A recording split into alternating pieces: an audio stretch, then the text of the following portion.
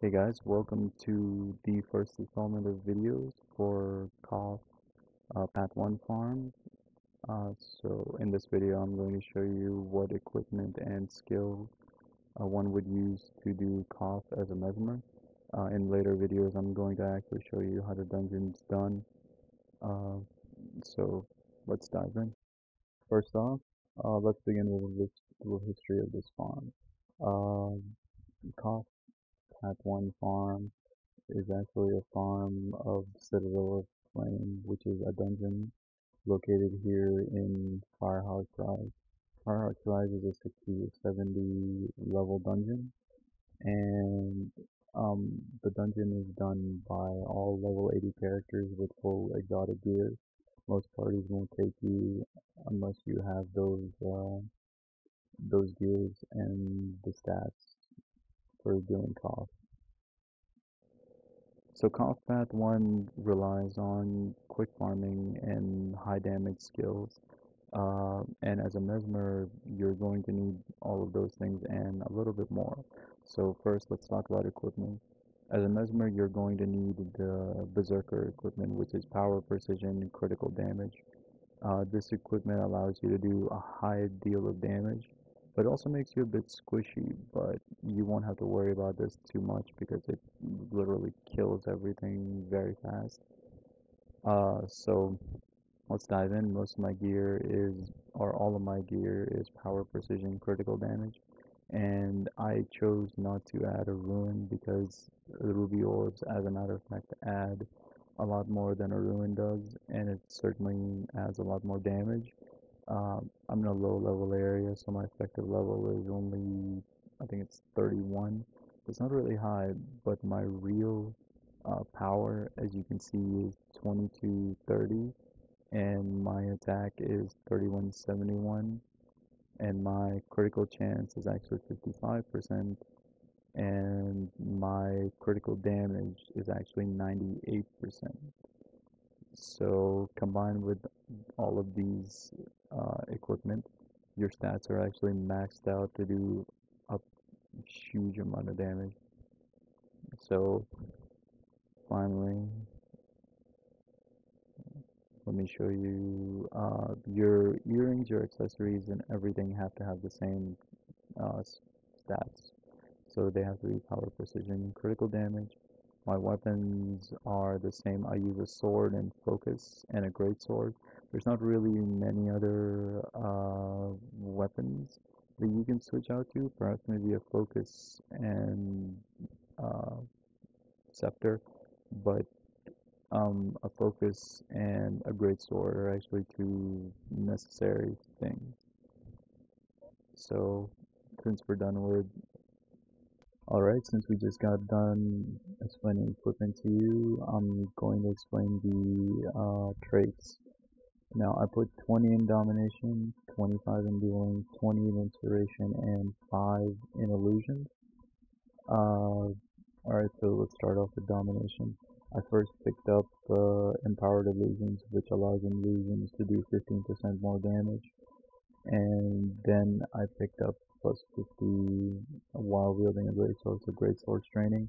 It also reduces the recharge of greatsword skill, so it's actually very good because you need your mirror blade and phantasmal berserker skills to do a great deal of damage, and the other skills also do a great deal of damage. Second, I picked up dueling, and I got it to 25. And I first picked up blade training, which reduces my sword skills recharge, and it also adds 50 precision, so it adds another high percent to damage. And second, I picked up mantra mastery, which allows for you to quickly recharge power return, which is a mantra, and also mantra pain, which is also recharged pretty quickly thanks to this. And third, I picked up inspiration, and I put that at 20, and I added shattering revolutions, which every time you shatter an illusion, It gives you and your nearby allies vigor. And then finally, Warden's feedback, which reduces focus skills, and it also makes focus skills reflect projectiles, which is very helpful. Um, and finally, I picked up Illusionist Clarity, which allows your illusions to recharge 20% faster. Alright, now that we talked about traits, let's talk about skills. First off, sword skills. Your number one sword skill is Mind Stab, and it's just a little stab, literally sword attacks. Every time you attack, you stack a little bit of vulnerability, and your first attack actually rips boons off a target. Your second attack is Blurred Frenzy. It's almost like 100 Blades, except it doesn't have the final 100 Blades attack. And it's also a very good way to evade attacks. So let me show you here. When you hit with this and you use Blurred Frenzy, it actually makes you invulnerable for a few seconds. It's 1 to 2 seconds. And so most of your bosses can't hit you. So it's a really good skill to have. Third, we have Swap or Illusionary Leap. It starts off as Illusionary Leap. It allows you to summon an illusion, and then the Swap skill allows you to swap locations with that clone, or with that illusion, sorry. And you can swap your location to jump into a target's face and just do Blurred Frenzy and then jump out. So let me show you again if I can.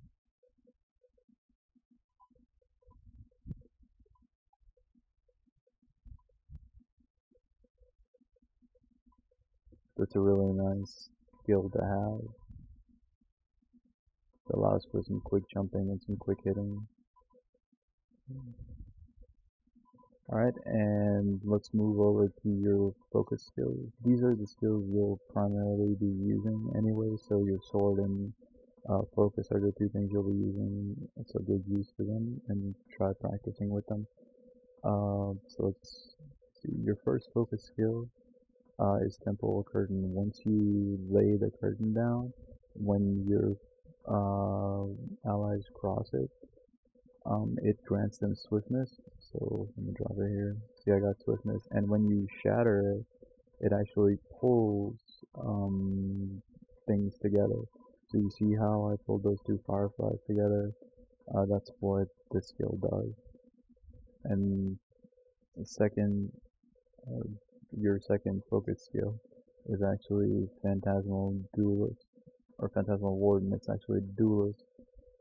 Once you summon him, he or she does a great deal of damage, and it's consecutive damage. I've actually seen myself hit 30k to 32k combined with just that skill, and it stays there for a long time. And it's also great because it creates a little defensive double, and it protects itself and allies from projectiles, which are, well, a lot of them exist in cost, so it's very helpful to have. Alright, second we have our greatsword skills. Your one skill, Spatial Surge, is actually a distance skill. The farther you're away from a target, it actually does damage. And let's see, your second skill is Mirror Blade. When you use it, when it connects with an enemy, it creates an illusion around that enemy, and it also gives might to nearby allies. And might increases your outgoing damage, so it's really helpful. Plus it also stacks vulnerability on a target, so let me show you again. Use that skill, it hits a target, and if you're close enough to it, it'll also give you might, and it'll stack vulnerability on a target.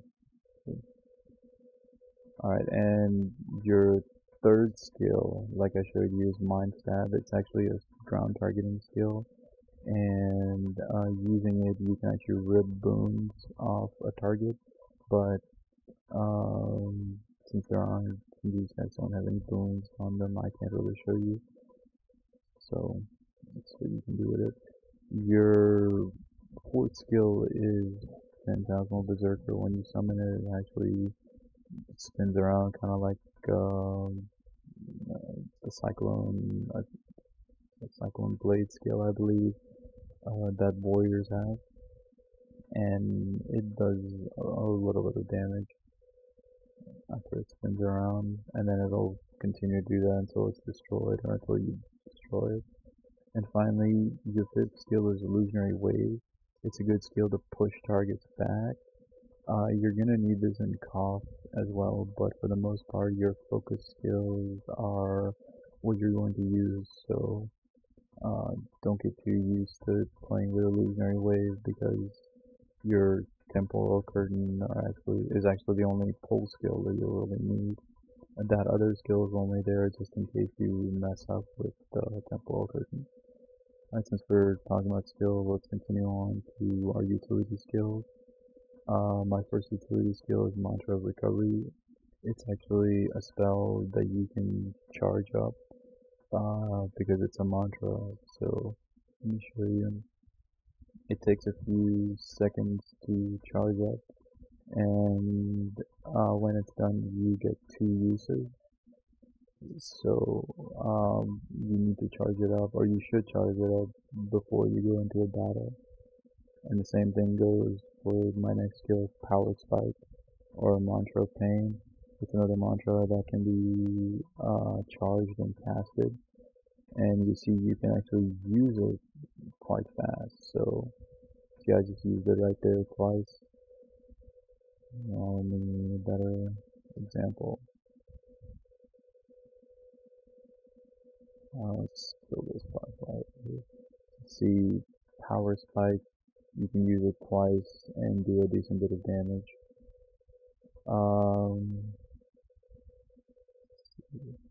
And your other skill is Blink, which allows you to, blink to a certain location. It's very helpful for a certain part of Koth, and you're going to need it. Finally, you have Feedback, which creates a little dome around you. There's not really anything here that does projectile attacks, so I can't really show you, but this skill reflects projectiles, and it stops some altogether. And finally, I usually replace Power Spike with Portal Entry when I need it, and there's one portion in Koth that you're gonna need Portal Entry for. So you lay down a portal and you run, and go as far as you like. When you lay your first portal down, you get 60 seconds to cast that portal.